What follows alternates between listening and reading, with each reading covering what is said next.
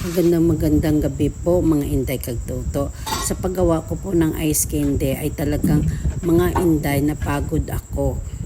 Dahil mula po nung umaga nagabihan na po ako sa pagkatapos ng aking paggawa ng ice candy.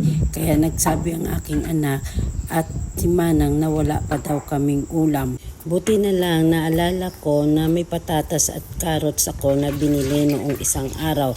At mabilis din ako nakapag-isip na lutuin yan. At hindi ko po alam kung anong klaseng paglutong ito. At kung ano ang lulutuin ko, bahala na kung anong maiisipan ko sa pagluluto nito. Kaya una, inihiwa ko po na maliliit na isakto lamang ang hiwa.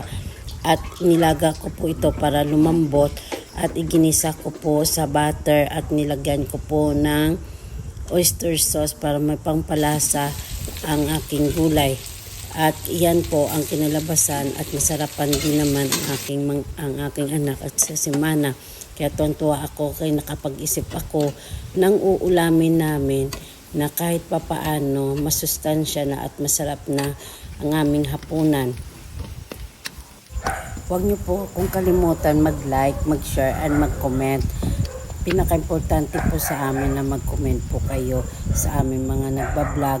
At kung taga saan po kayo para po ay ma-shoutout po lagi namin kayo sa aming pagbablog. Salamat po. God bless you po sa inyong lahat mga inday kag tuto.